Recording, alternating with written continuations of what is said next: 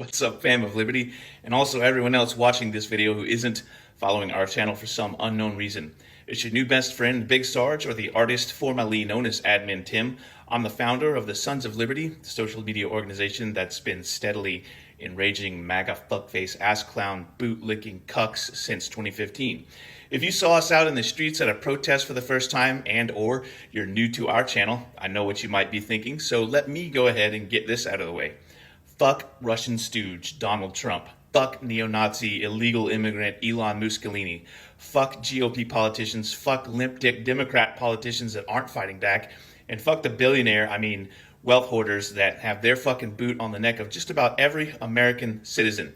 This channel and its comment sections are not a safe space for bootlicking simps for a convicted felon, adjudicated rapist, Wish.com fascist oligarch, a failed insurrectionist, a wannabe authoritarian tyrant, a would-be king, or his sugar daddy, the world's biggest supervillain manchild from South Africa that nobody elected. Now that you know where I stand on things, if you're still here and you're not frantically rage-typing into my comments box like a triggered snowflake cultist who's been deluding himself for almost a decade, then maybe consider following the channel after you watch the video and deciding whether or not you like the cut of my jib. Y'all motherfuckers like Bob Ross? Well, guess what, fam? I got a paintbrush and you can call me Big Hoss. So let me paint you a picture. On February 15th, Donald Trump quoted famous dictator Napoleon Bonaparte on social media saying that he who saves his country does not violate any law. Okay, technically he's quoting the 1970 Rod Steiger movie Waterloo. This is a direct parallel to something called Führerprinzip, granting the word of the Führer above everyone else in Nazi Germany. On Tuesday, 18 February, Vice President Donald Trump, yes, I said Vice President, issued an executive order to consolidate power by assuming regulatory control of independent agencies created by Congress, which are now no longer allowed to disagree with him. These are agencies like the FCC and the Securities and Exchange Commission. Trump took Truth Social and saying, "Long live the king." This image and the quote were shared by the White House's social media accounts, which included an AI image of Trump wearing a crown. Since I'm a flag-waving patriot and not some jackass cosplatriot, let me quote Thomas Jefferson. "A prince whose character is thus marked by every act which may define a tyrant is unfit to be the ruler of a free people." And if y'all fake so-called patriots in the MAGA cult weren't offended by books and reading and schooling, you might have fucking learned something in American history class when we talk about the Declaration of Independence and see the king's crimes listed in that very document and recognize how closely they parallel this exact moment in time. Now, I realize that asking y'all MAGA fuckface ass clowns to go reread that document is an impossible task since most of you are ignorant morons, and even if you did, it wouldn't cut through your cult programming. What's funny is Vice President Trump called Ukraine's president a dictator and also blamed him for starting a war somehow. Not sure how you start a war by getting invaded, but that's the logic coming out of the mouth of a stable genius. Anyway, so Trump called Ukraine's president a dictator, but is trying really hard to be allowed to be president for longer than constitutionally allowed, and has basically shredded the Constitution and cucked the entire Congress, half of which are bootlicking simps for fascism anyway. So I'm not going to kink shame Republic KKK-lins for being into the cuckold lifestyle.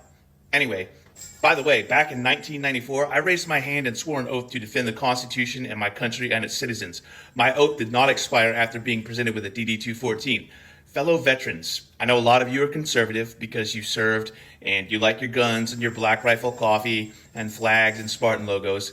You are allowed to say at any point, "I cannot support this," even if you did. Even if you were unsure, even if you decided to accept things that you didn't agree with for that one thing or two things that you did. You can, at any point, say this has gone too far. And whilst the best time to say that was earlier, the second best time is now. You are a DEI hire. You're not immune to the government that sent you to war. They don't care about you except when you are a pawn in uniform or a prop out of uniform. Want to know how I know? Because they're coming after your VA benefits. President Elon Mussolini, who nobody fucking voted for and nobody fucking elected, set loose his little incel dipshits, the Seven Dorks. Elon, white power, and the Seven Dorks. Anyway, Elon's goon squad from the Department of Government Efficiency, aka douche, raided the Veterans Administration database to see what money they can steal from you. Sure enough, the first cuts have come in. They've cut the Veterans Administration suicide hotline that a lot of you have used. They've begun removing the VA staff, claiming that laying off 1,000 VA workers saves $98 million per year. The fact that Elon Musk has been sleeping in his office across the street from the White House since he started this douche fixing expedition whilst he's a CEO of 3 separate companies proves that CEOs are not worth their price tag. But it's a shame because I guess some of y'all forgot about Dre. But let's talk about the government efficiency and saving money for a second. Elon Mussolini's 7 staffers have taken an additional $7.4 million this week in expenses, bringing the total to $14.4 million. Can somebody with better math skills than me please explain to me, like I'm 5, how 7 guys supposedly working for free and sleeping in the office can run up $14.4 million in expenses in 2 weeks? Maybe someone should call the Inspector General. Oh, wait. So if laying off 1,000 VA workers saves $98 million a year, at this burn rate for his free services, that savings disappears in about roughly 10 weeks. I've said that I'm a single issue voter and my issue is motherfucking democracy. So here's what we're gonna do about this, fam. The gloves are off. It's time to stop pussyfooting around and clutching our pearls like Democratic Party politicians standing outside a government building saying, oh, we've got to do something, and then letting themselves be denied entry by a fucking rent-a-cop.